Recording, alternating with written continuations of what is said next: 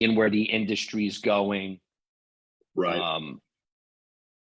So today was the golf tournament, and then the next 2 days are full days conferencing, and just some good, interesting conversations in this one. A little bit different than which I desperately welcome.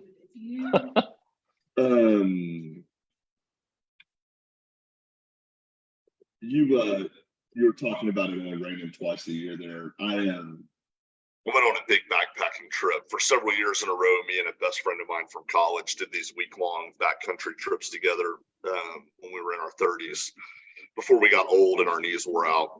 But one of those trips was going to be a week-long Pacific Crest Trail hike, about an hour outside of Seattle.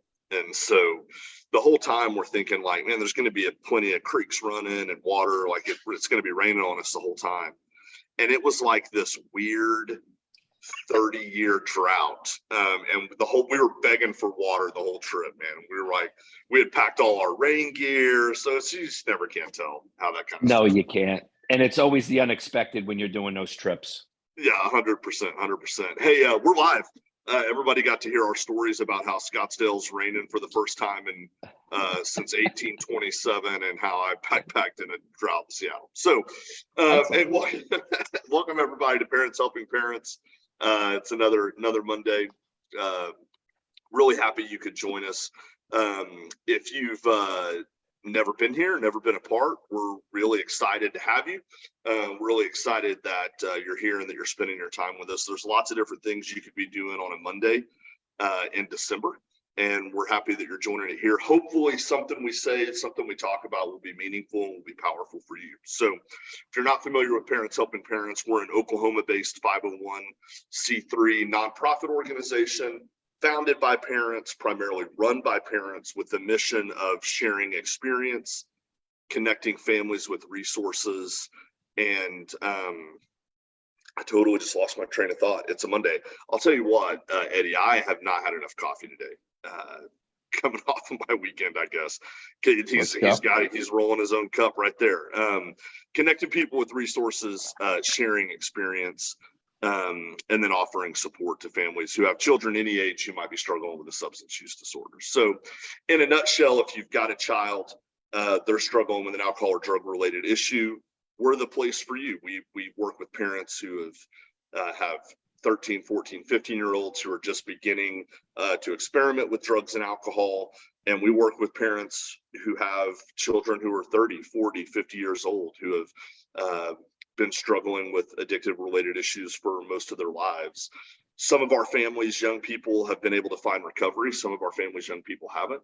We have a lot of families who, unfortunately, the disease of addiction took the ultimate from them, and with loss of life. And so wherever you're at on that spectrum, we want to be a safe place for you to get information. We want to be a safe place to help connect you with resources.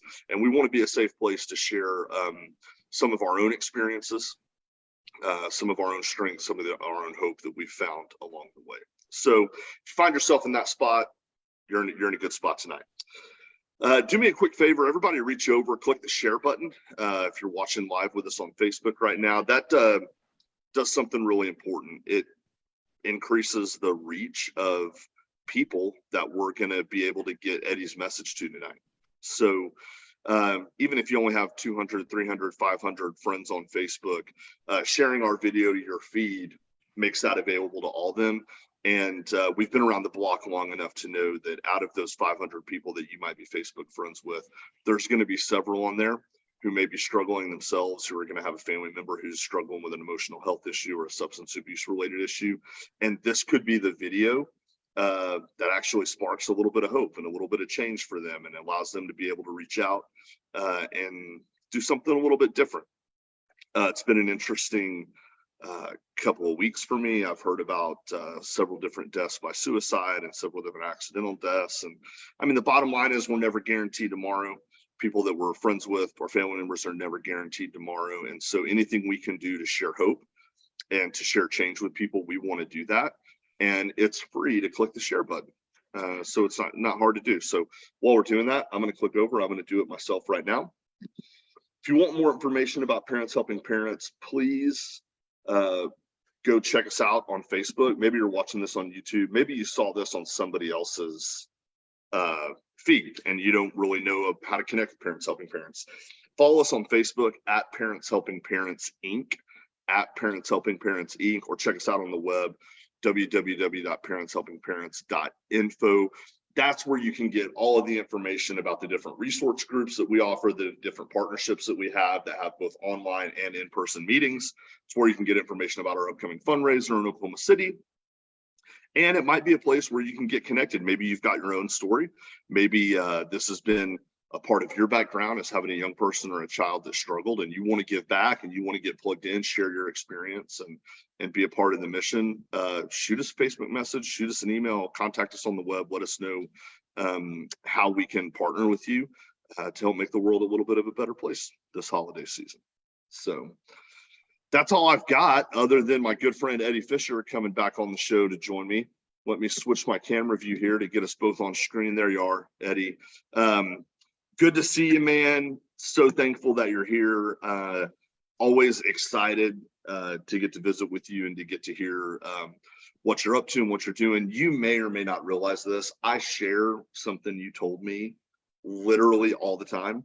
And I'm always gracious to credit you with it.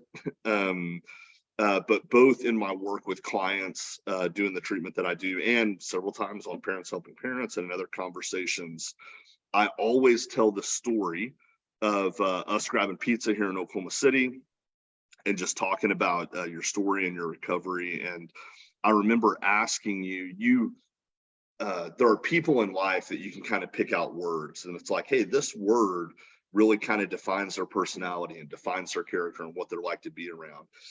And you just are always like high energy, smiling, happy, excited, grateful kind of guy. And so I think I asked you while we were eating, like, hey, is being happy like that something that's really kept you sober? Is that something that's really important to your recovery? And I never forget what you told me, man. You looked straight at me and you said, man, if I counted on happiness to keep me sober, I'd have drank a long time ago. You said happiness is about the things in life that are happening around me. And if good things are happening around me, I'm happy. And if bad things are happening around me, I'm sad. And you said, what you see in me that you think is happiness is really gratitude. And that's something that I get to choose every day, regardless of my circumstances. And it's really gratitude that's kept me sober all these years. So I really appreciate that story. That's my introduction of Eddie Fischer. So Eddie, tell us, for people maybe that don't know, just a little bit about you and where you're coming from and what you do, my man. Sure. Thank you.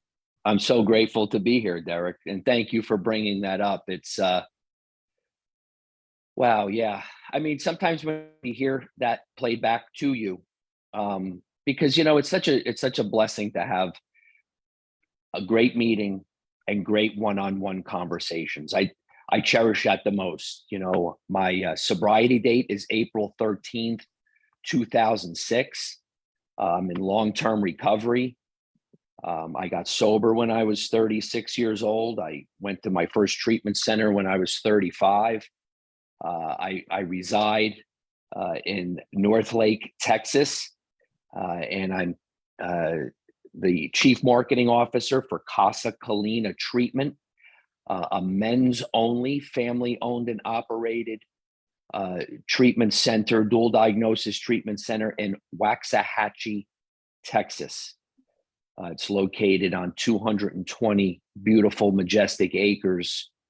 And I'm happy to report to you, since you are an Oklahoma-based nonprofit, that we have a very, very robust Oklahoma alumni. A lot of alumni from Oklahoma doing very well. So just really grateful, to be here with you. You are right. You couldn't have started this off any better.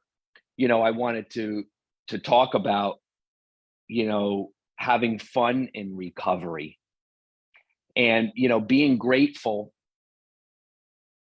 I could have a bad day and stay sober. I could stay in the solution in gratitude. And that's so important in my heart.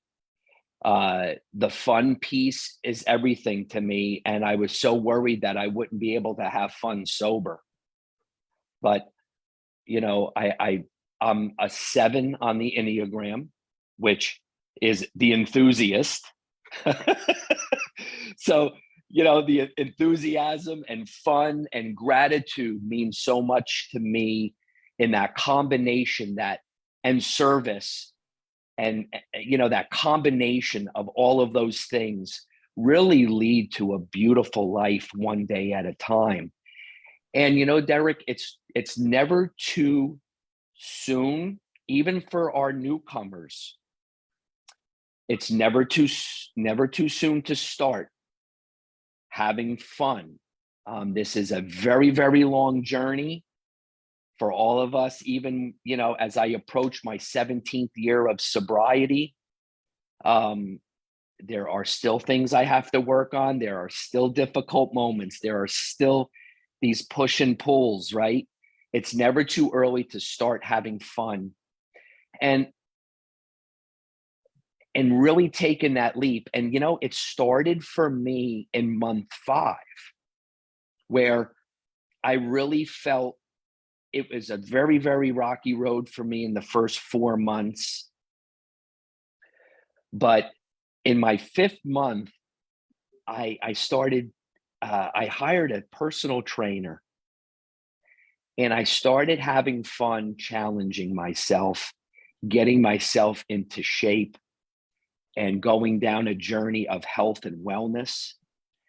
And the exercise, whether that was, you know, I mean, of course I did go to extremes because that's what we do, but I really, the exercise brought this joy. And there's so much research about getting moving and getting going. I quit smoking and got in, you know, I was saying yes to guidance from a trainer and changing the way I would eat. And uh, I lost some weight and built some strength. And, you know, really it changed my attitude, and started building that health. And, you know, it's the challenge too. It's so much fun to break through some barriers and have an opportunity, you know, to push yourself in ways maybe you never thought you could. Um, you know, so even for our parents out there, um, you know, it's been a wonderful journey. I took a leadership training class, and I I was outside and I was with a group, and I had an opportunity to experience getting out of my comfort zone and seeing the joy of a group all come together. You know, it's really important too for me to do things inside of recovery and also with outside of recovery, because this also, for like, when you're new, you get all of, like, everybody's like, you got to read this book, you got to do that, right? You have a stack of books you have to read, and you get, you know, there's so many things in recovery. Sometimes it could be very overwhelming. It's so much fun and healthy as well to step outside those rooms also, and get good community around you in other ways too, and push yourself and go have some fun, you know, with that. And, you know, as a result of both, the paths that you can get led down, you know, there's just so much fun and enjoyment because you're really pushing yourself. And, you know, if you're married, you know, sometimes if you're in recovery, you could, you know, constantly be in recovery. So it's also very important to include your spouse, you Yeah. know, or moms and dads that are in the struggle with their son or daughter, right? It's so important to do these, you know, go to a parents helping parents meeting, you know, do those things. But also, my wife said to me, let's go for a hike. And, you know, being that this is for parents, I really wanted to talk about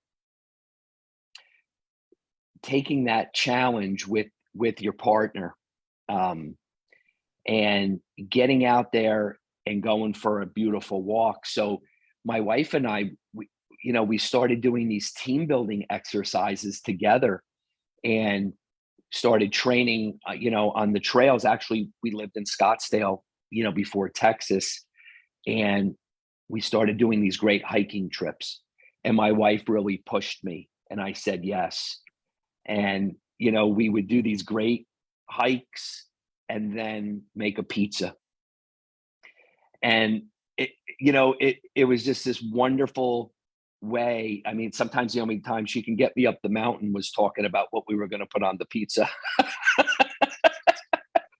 Man, it's so funny that you say that. I had a really fortunate experience in college where I was able to go to Southeast Asia to do some mission and church work. But we spent the majority of the time hiking and backpacking between some really rural communities. And I was so hungry, brother. Especially back then when I was in my early 20s, I'm a mad picky eater. Like I tell people jokingly that I have the sophisticated, refined palate of a 7-year-old. And so, man, we were only eating what people were feeding us, and it wasn't cutting it for me. And so I'd like choke down a little bit of dry, kind of plain rice and call it good. I lost like 17 pounds while I was there because I just wasn't eating and walking all day.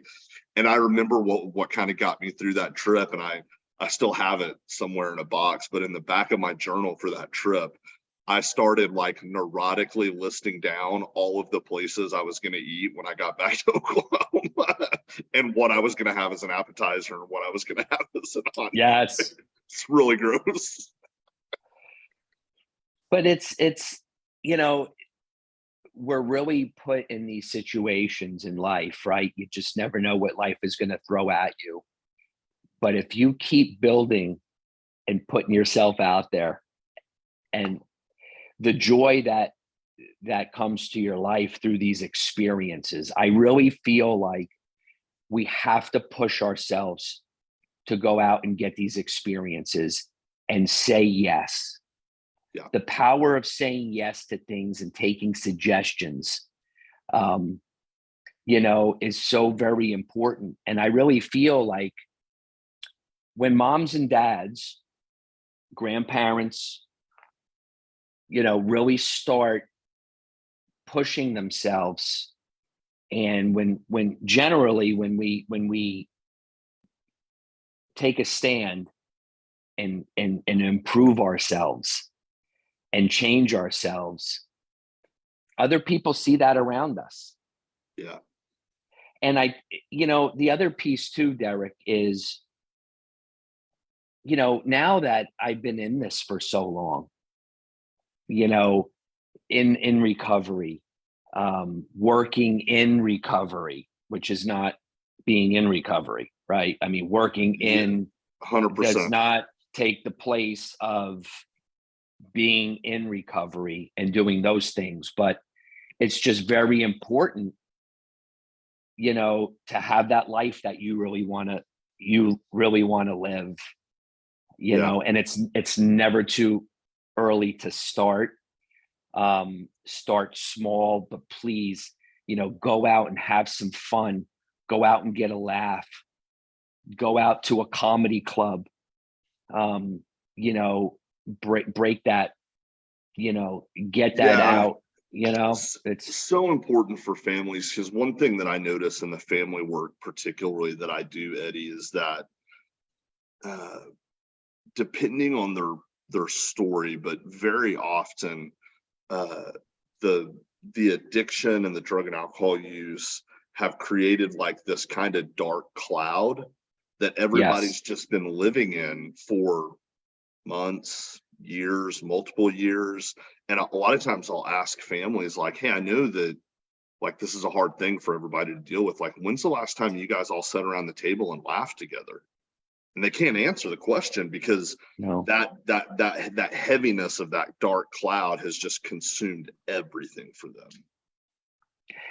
These matters aren't laughing matters. However, we really need to take care of ourselves, because control's a weird word in this realm of recovery, right?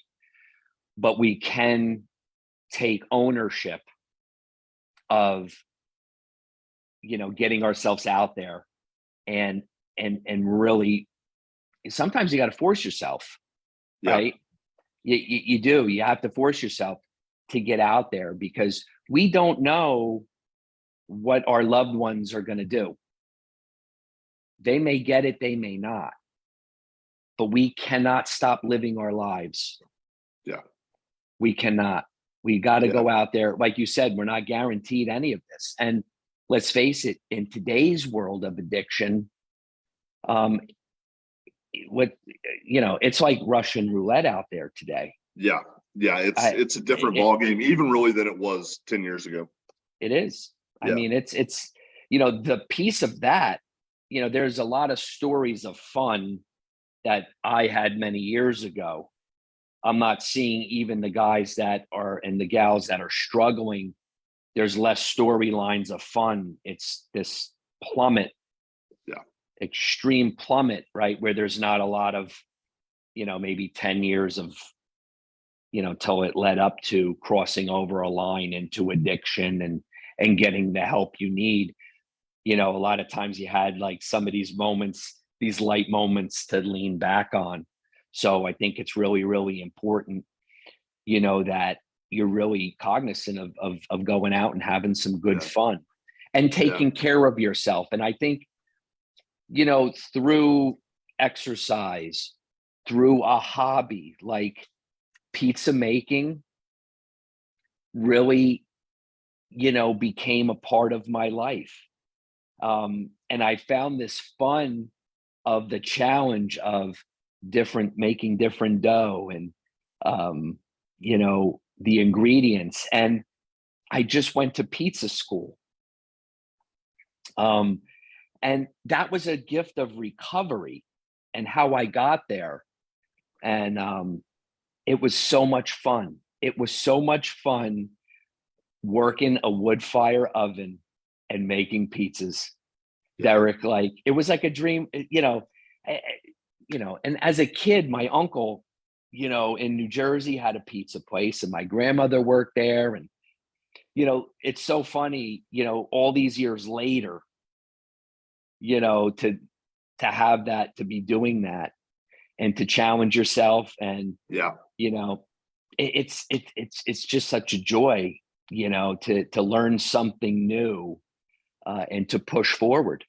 Yeah, I tell my clients all the time, like, we've got to have some willingness to get out and try new things, because we're not going to, just like with the program of recovery, we don't know what we don't know until somebody shows us and enlightens us. Sometimes we don't even know what we're interested in anymore. We don't even really know what our values are and what kind of things we're going to enjoy doing unless we're willing to try some new things. And you might try stuff and not like it, but you can still have a really good time not liking an activity.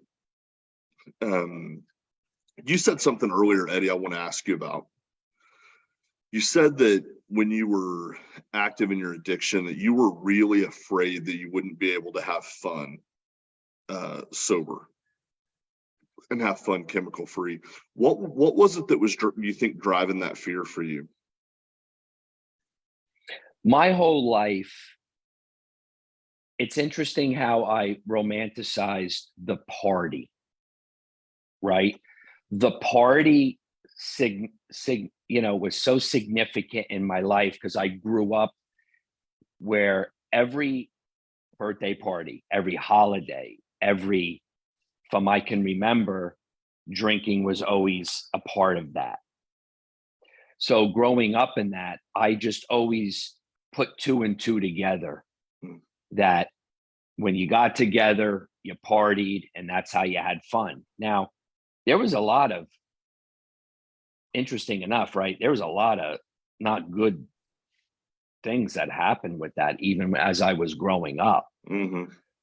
But I still put that together. And then as I started drinking at 14,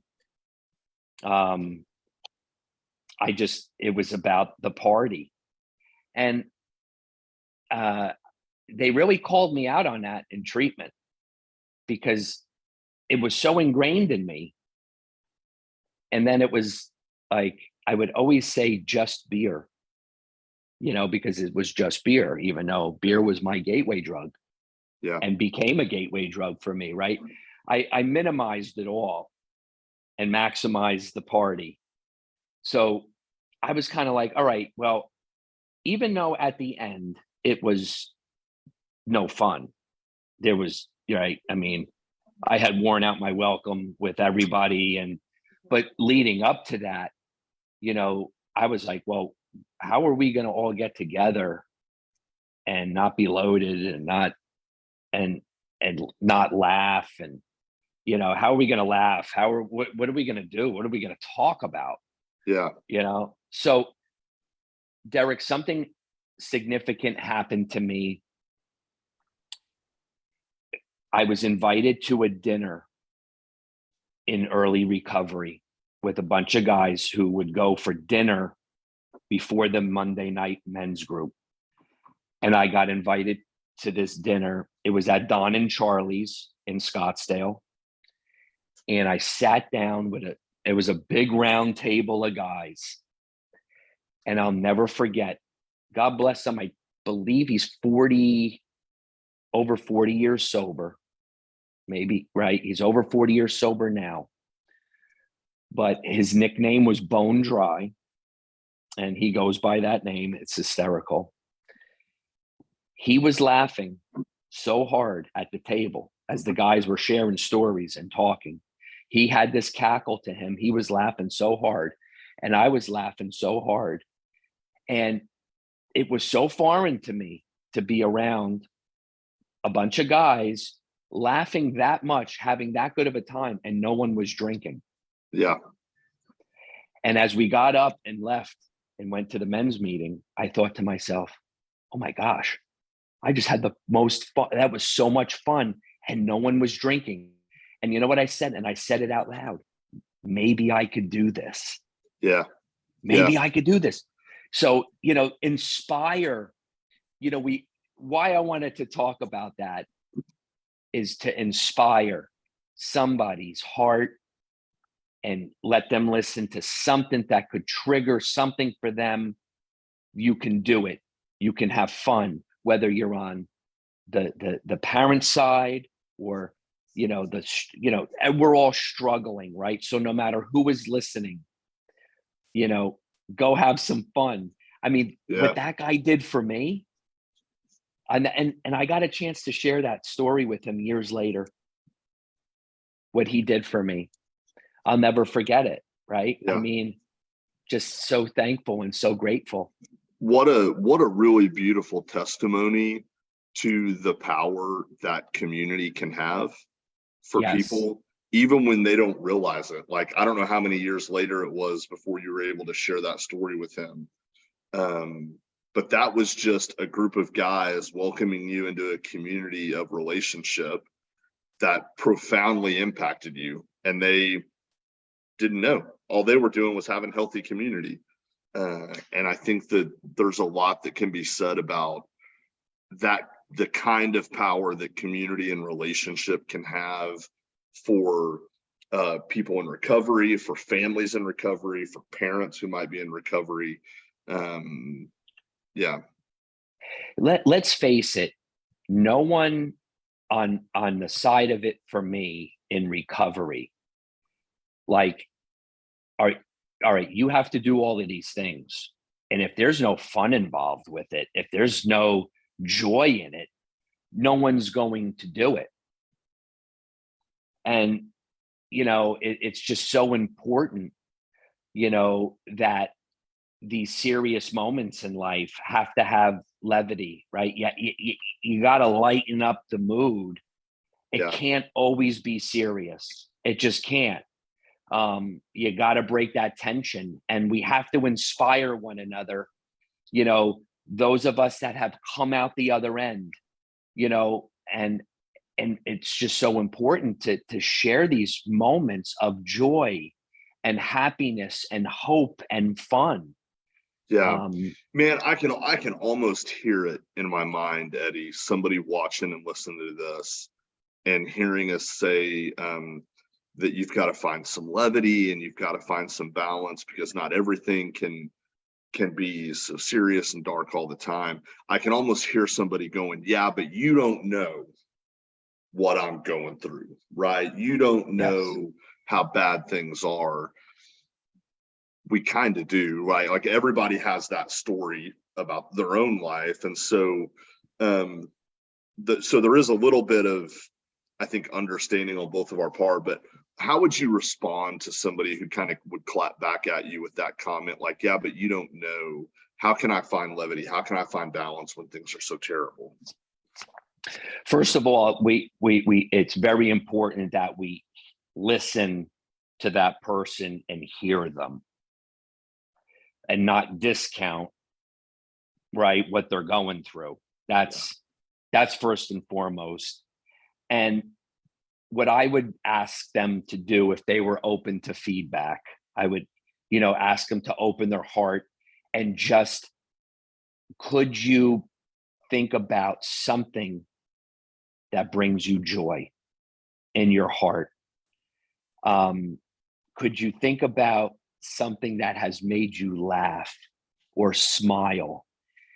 And because when you smile, I know there's scientific data to what the brain does, what the heart does when you smile, and the things that it does to change, your feelings. All I can do is share my story, right? Never tell anybody what to do or say, well, no, I do, because when you say, no, I know what you're going through, you're really not listening to that person, right? I mean, when someone's grieving, right, it's very important to just say, well, here's some things that I did when I was sad or when I was going through a rough time. So I think it's this really intimate, vulnerable moment, right, that we get a chance to have with one another and talking and share the joy.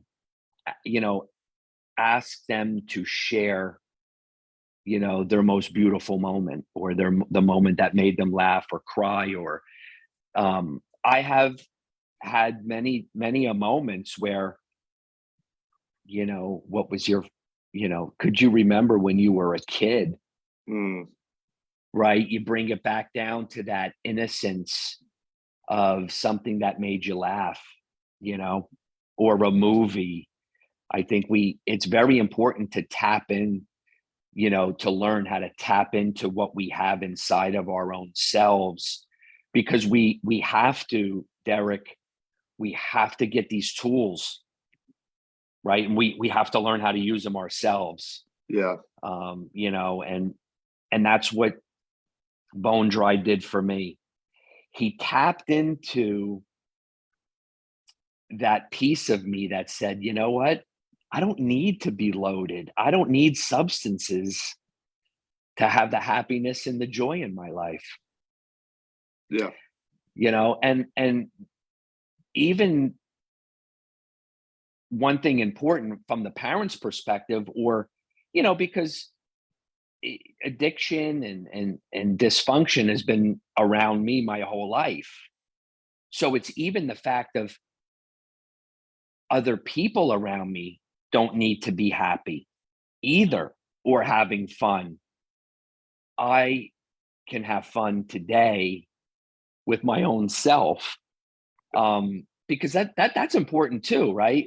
Like having those moments with yourself are beautiful. I mean, the breakthroughs and the laughter and crying with laughter from those belly laughs. Yeah. Oh, they add years to your life. Yeah, it's good stuff, man. Hey, as we're kind of winding down, man, I always ask kind of the same question to people that come on our live stream. If somebody's watching that's in a bad spot, maybe they're in a bad spot because they've got a family member who's in a bad spot, but maybe the person that's in a bad spot's listening. If you had like a 60-second elevator pitch of hope to give somebody tonight, what would it be? It would be that you matter. You matter so much, and you have so much to give to your own self, to others. You have passion, you have purpose. Please don't give up. Just don't give up. Don't give up on yourself. Don't give up on others. Reach out for community, reach out to anybody. Whether it's going to a meeting, going to church, reach out to a friend, someone that you feel safe with. Don't give up. Yeah. Today is today, and tomorrow, whatever. I really feel strongly about the one day at a time thing, but I really believe in 1 minute at a time, because when you're in that moment, it's like, take a deep breath, relax, say a prayer, meditate, take a breath. Don't give up. Yeah. It's such a good life. It's a great life. It's a great life. Yeah, man, Eddie, thanks so much. I know you're traveling. I know you're out in Arizona with your bride, man. Thanks for taking time out of what you guys are doing out there to come and join us for a little bit. Hopefully you get back to Oklahoma City soon. When you do, pizza's on me. If you and your wife are both in Oklahoma City, we'll double date. Pizza's on us. Man, Fantastic. thank you for who you are. Thank you for everything you do for the recovery community, and just being willing to be you and to do what you're doing. Derek, I'm so grateful for the opportunity to be with you and to be with others.